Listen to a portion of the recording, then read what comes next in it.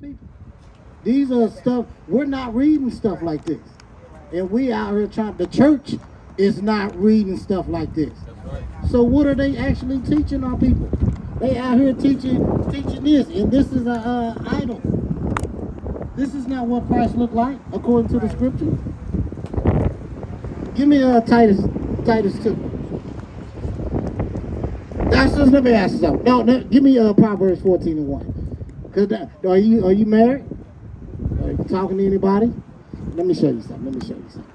Yeah, let me ask you something. What are the 5 love languages that women say?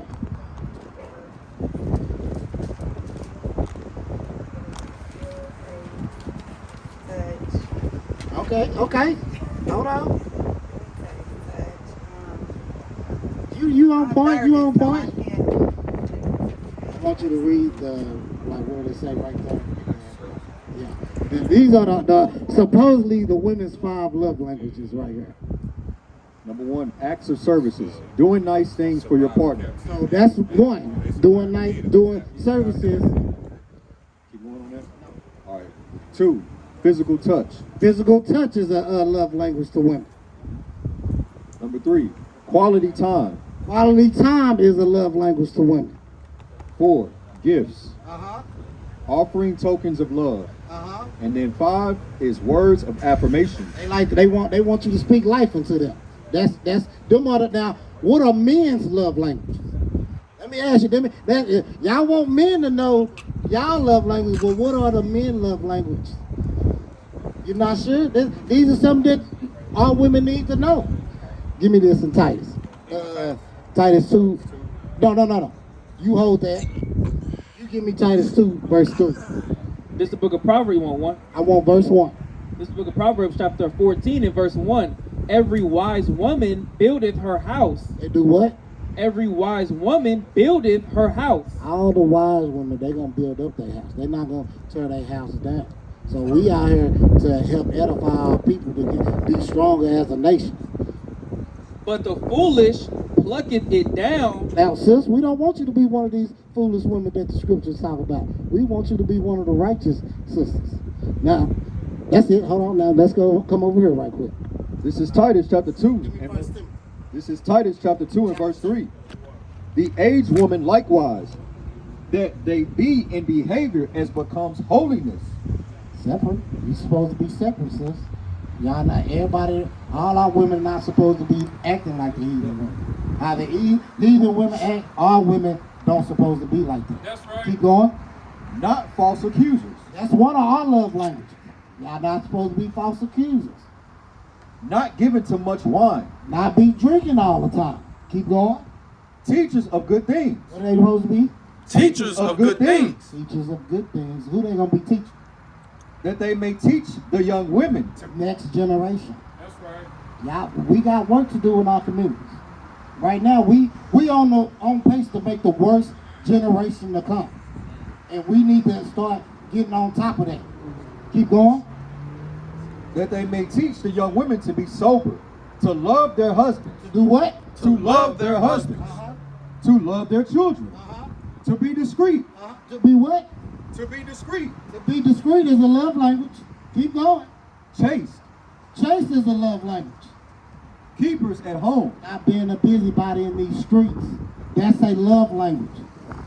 If you want to get married, these are the qualities that you need to be trying to do. Good. Obedient to their own husbands. Your own man. That the word of God be not blasphemed. Keep going. That's it. Now, we're going to go over here. I'm going to give you one more, sis. This is the book of 1 Timothy chapter 2 and verse 9. In like manner also that women adorn themselves in modest apparel. In what? In modest apparel. In modest apparel, sis. All women got to start dressing modesty. You know, like when y'all watch a lot of these pop blues and stuff, the women that's dressing all provocative and stuff, they normally don't get chose. You got to be modest. Keep going. With shamefacedness and sobriety, not with rotted hair or gold It's not always about the outer appearance. or pearls or costly array, But which becometh women professing godliness Uh-huh. with good works. Well, what's inside? It matters what's inside, like how you conduct yourself. You know, if you loving your husband, if you loving your kids, if a man find out you got kids and you ain't taking care of them, he'll be like, bro, you can't be my wife. I don't want to marry you. You know, so and to what? And to love him. Sis, how do you love God? By doing his word, by keeping his commandments. That's how we show that we love God. A lot of people say, I love God, but he gonna say, I never knew you. You workers of iniquity. Right. So we gotta start applying the scriptures, not be a hearer of the word, but a doer.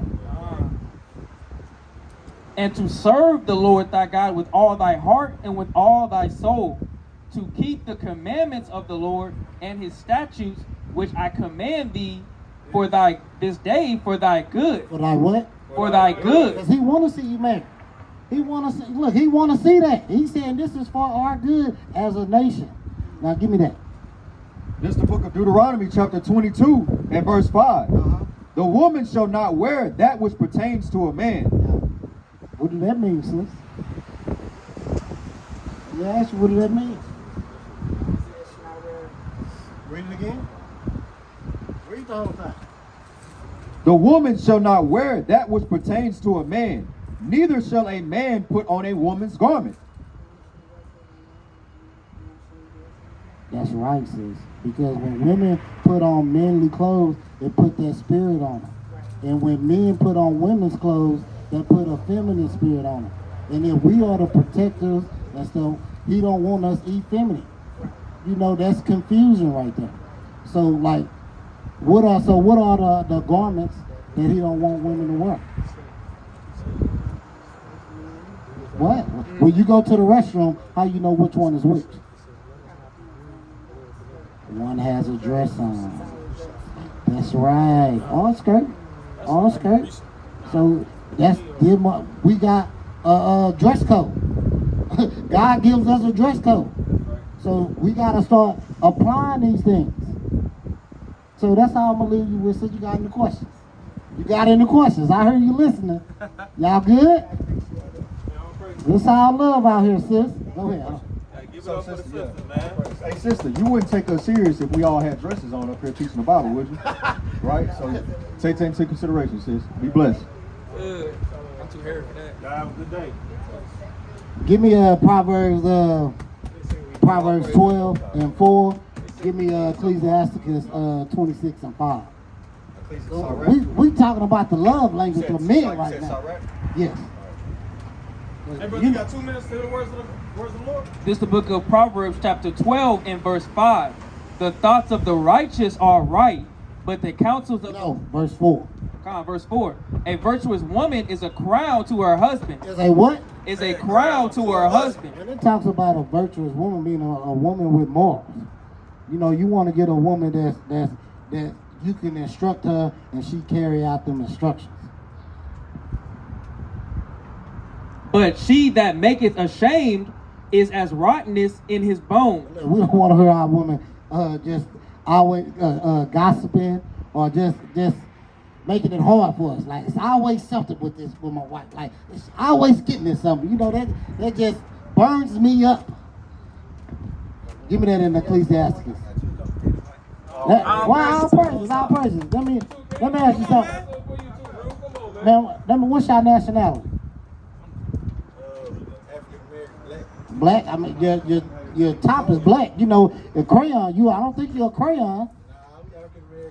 You know, African American. You know where the name American come from? It come from a Italian map maker named. Give me a chance to get it out. and then the word Africa comes from a Roman general that beat Hannibal in the Punic Wars named Leo Scipio Africanus.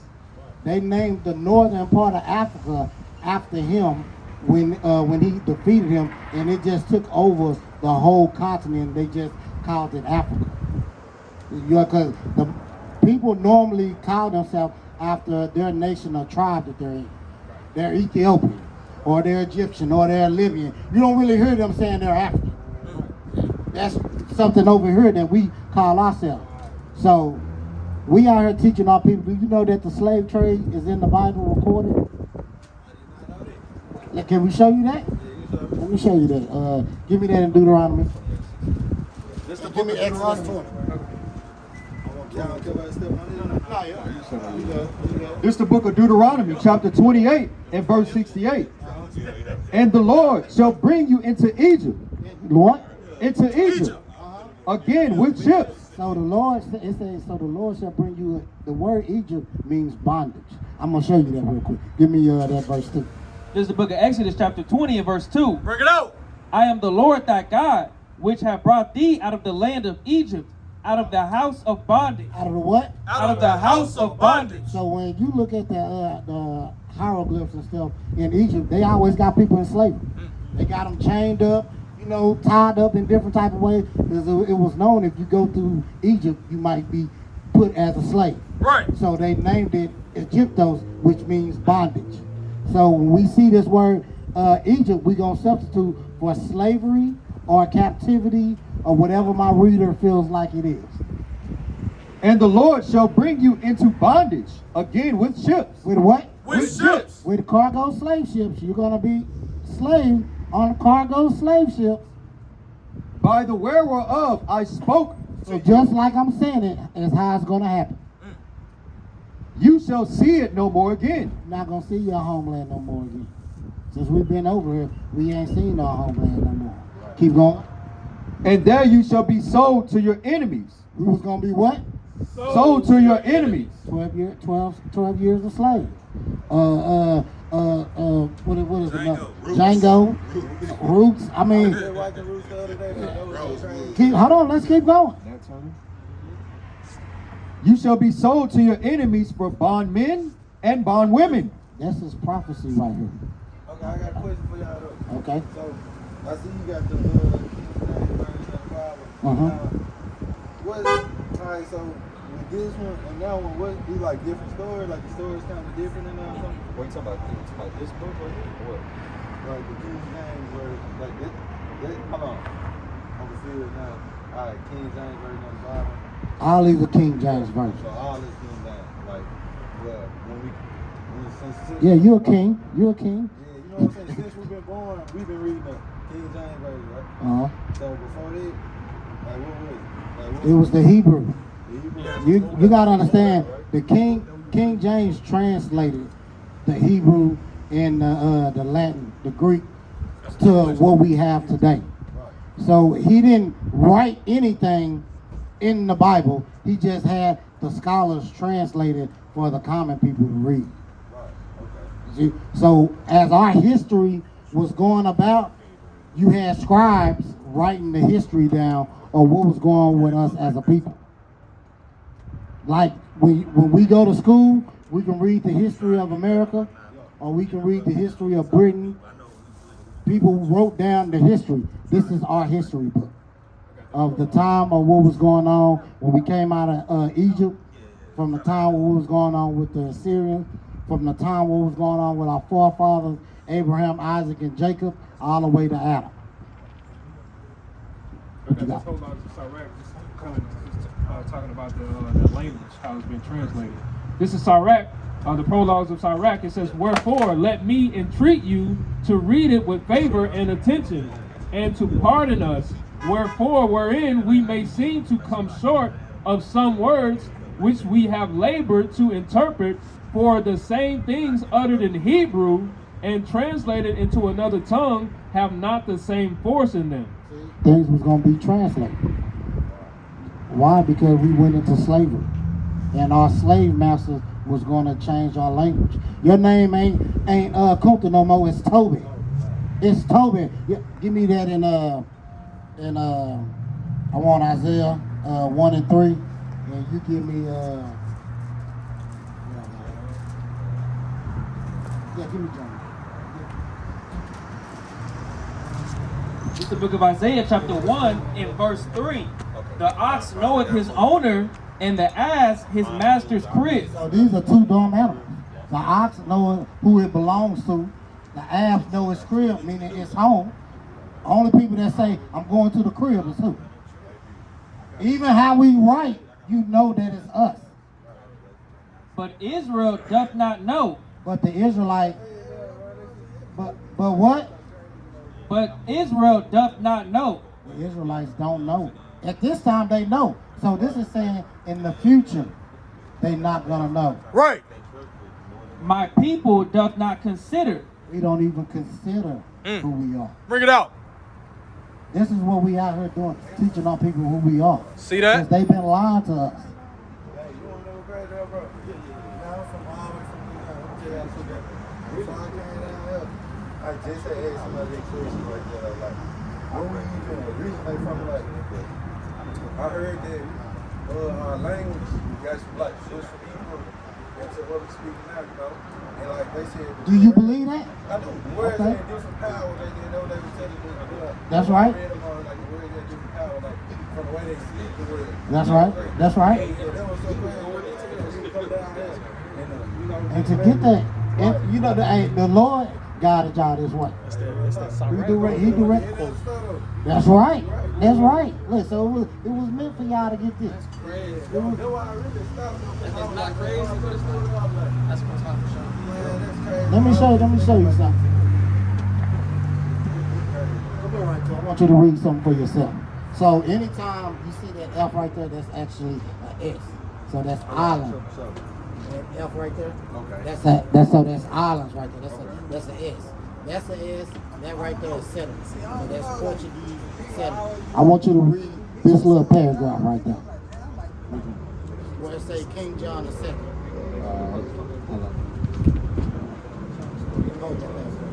No, this finna say it's like 1492. Okay. King John II, 1492, expelled all the Jews of the island of the St. Thomas, which had been discovered in 1471 into the Portuguese settlement of the continent of Africa, and for their banished the Jews, the black Portuguese as they call, and the Jews, what they did, Luango, who are despised even by the Negroes or defended, or descendants. Why does it say that the Negroes are the Jews? We the Israelites. But why does it say that why are they not teaching this in the churches?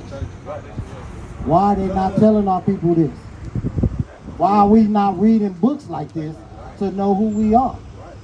You know, if you want to hide anything, put it in the book. Negroes don't like to read. That's right. Hey, he got a question. Go ahead, what's the question? I'm trying to see like, so you know how the Jewish people white, but like they way over there in the Middle East, so how they brown and like. Hold on. You asking a deep question, bro. You asking? Give me Revelations 2:9. That's a great question, brother. These are questions that we have, and we start finding out that, bro, people are lying to us. But the Lord start revealing things that's going on, and like, okay, now we understand why things are the way it is now. What's so crazy about I worked in the National Park Service in Vicksburg. The Vicksburg, that's the retail park, and that's the Civil War park. So we got a lot of old shit that like, yeah, the people don't even know until it really went down. They don't know, now they working on the true story of what actually happened. So they're supposed to be coming out like the next 2 years, man. It's crazy though. It's crazy, what's It's crazy, man. And then we finding bones of people, you know, descendants of slaves, you know what I'm saying? And these kids, these women, we don't supposed to be no kids and women buried in our cemeteries, but it is. You know what I'm saying? So, yeah. Let us show get his brother this answer. This is the book of Revelation, chapter 2, and verse 9. I know thy works and tribulation and poverty. He said, I know thy works in tribulation, meaning the real Jews are going through something. They're going through tribulation. But thou art rich, So we rich in spirit.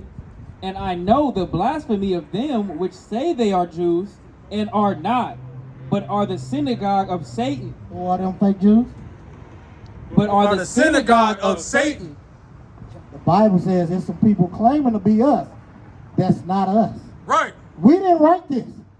So I started finding out, like, wait a minute, this stuff lines up. The Bible starting to be true now. It's not fantasy no more. It's starting to be true. Right. Like that brings a whole different understanding because they done taught us fairy tales. And people, we not really reading it and studying. You supposed to study the Bible. Give me that in 3:9. Give me Nehemiah 8:8. You want 3 and 3:9. Revelation 3:9. 9. This is the book of Revelation chapter 3 and verse 9. So you might be thinking, well, it don't really say that. We're gonna go to the next chapter. Behold, I will make them of the synagogue of Satan, which say they are Jews and are not, but do lie.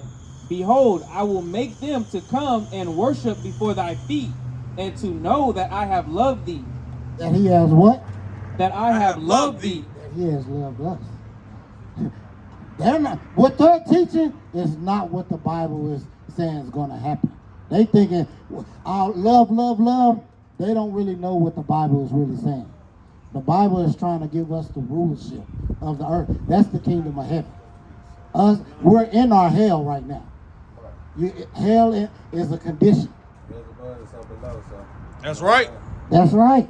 That's right. So we got to start getting our minds right. Give me that. It's the book of Nehemiah, chapter 8 and verse 8. So they read in the book and the law of God distinctly. What are we doing? Read in the book of the law of God distinctly. We're reading very distinctly. So it can be plain. Keep going. And gave the sense. Giving the people the sense of what they start understanding the Bible. That's it on that. What was you hoping? And cause them to understand the reading. Now, when you go back and start reading the Bible, you'll be like, oh, okay. Stuff is starting to make sense now. Who is talking about who are the Gentiles? Gentiles are the Israelites that went into captivity that needed to come back. But people don't really know the history because they tell you don't read the Old Testament. See, that's why I was thinking really why I got it kind of mixed up when I was saying with the King James version. So, okay, what the Old Testament was called? Was it called the Old Testament? It was just called the either the Torah or the Tanakh. So you got the 5 books of Moses, which is the Torah, and then you got the Tanakh, which are the prophets. I'm right? You'll correct me in a minute. So that's how we out here teaching our people who they are. It's time to come back into the fold. That's what I was going to ask, man. Do y'all even feel like, man, like it's ever going to be to a point where everybody just, kind of get on the same page with it, though, you know what I'm saying? It's not meant for everybody. It's only going to be a remnant to be saved. Because everybody love this place too much. It's going to be a cry when Mystery Babylon falls. They're going to be sad. We're going to be happy.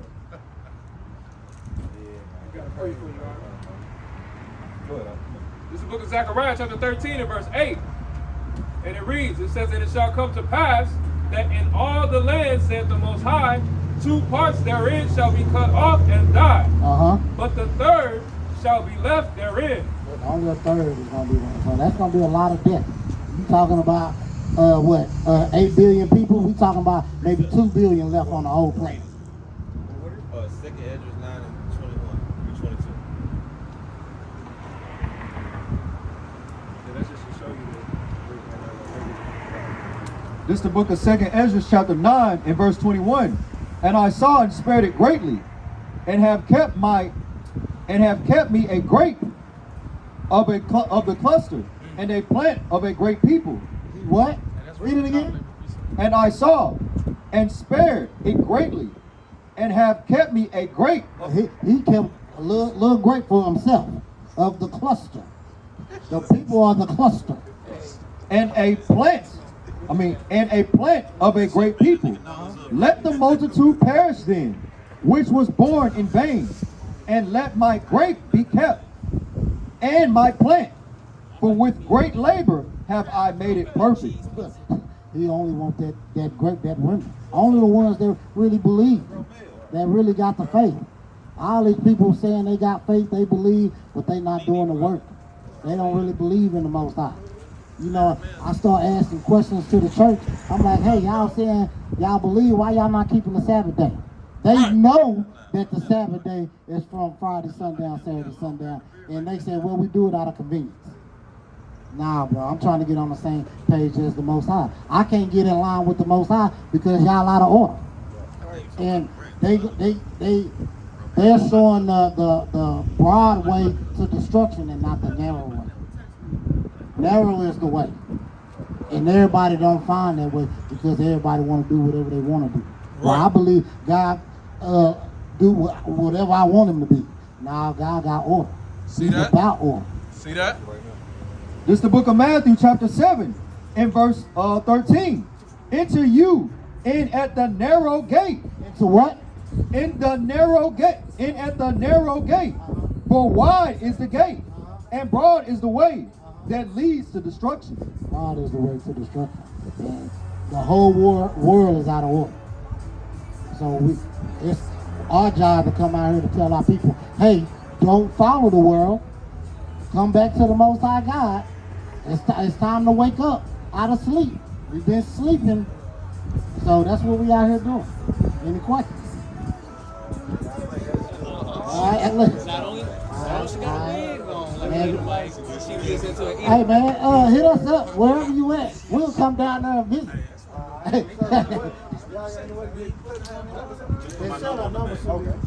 Oh, that was it. That's our IG and our YouTube.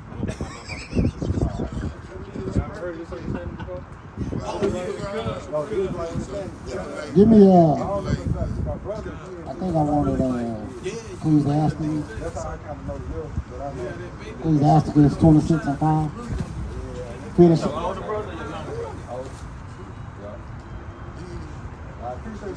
I appreciate you, King. So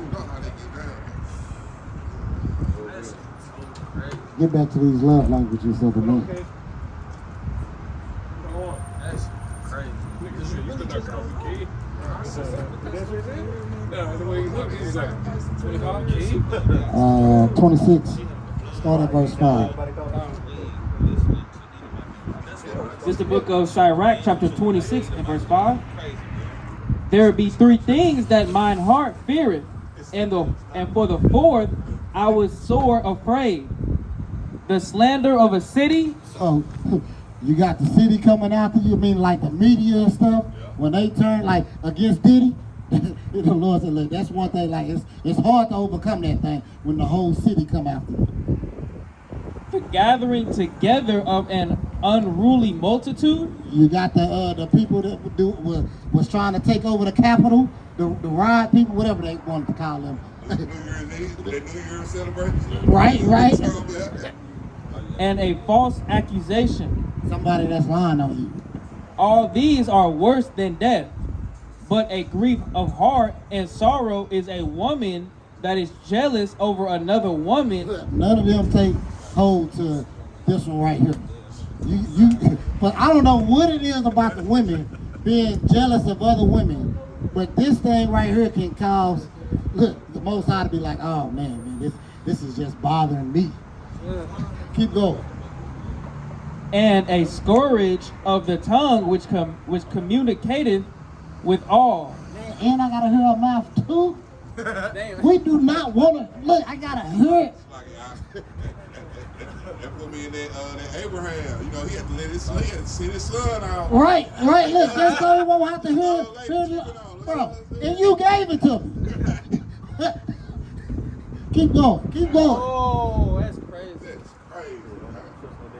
An evil wife is a yoke shaken to and fro. Man, so that, hold on, can I ask this question? So that means that at that one moment Sarah was being just a little evil, just a little bit. At that moment when she was hounding Abraham about that. Having a baby, giving her seed. Yeah.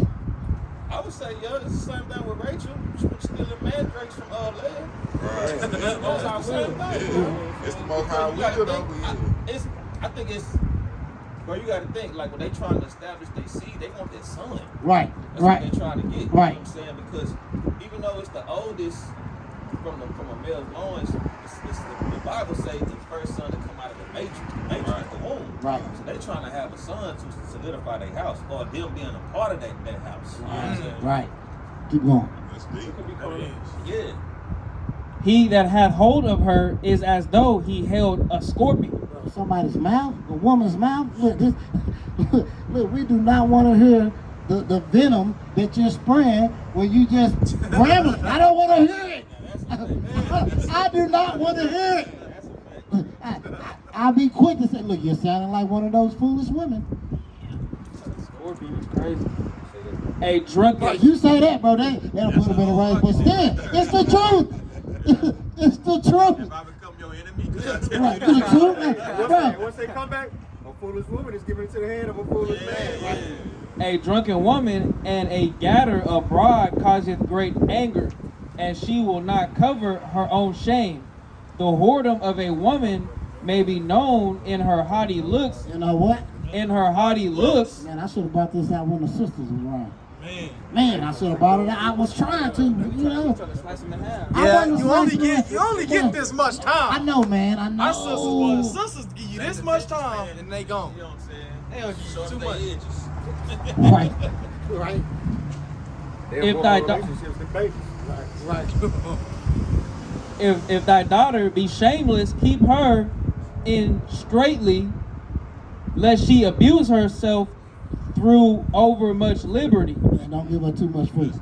Look, don't just let her go around doing whatever she wants. Abigail, sit your ass down. Over here doing too much. Look, I'm quick. She got too much energy. Watch over an impudent eye, and marvel not if she trespass against thee. Don't be surprised if your daughter do something against what you want her to do. She will open her mouth as a thirsty traveler when he hath found a fountain and drink of every water near. I wish I could put cameras at the school. I wish I could put cameras at the school to just watch my kids in whatever class. Like if I had some some spy camera, I don't want to do that. And look, and you know they had that day when you go to the school. I be putting them on places.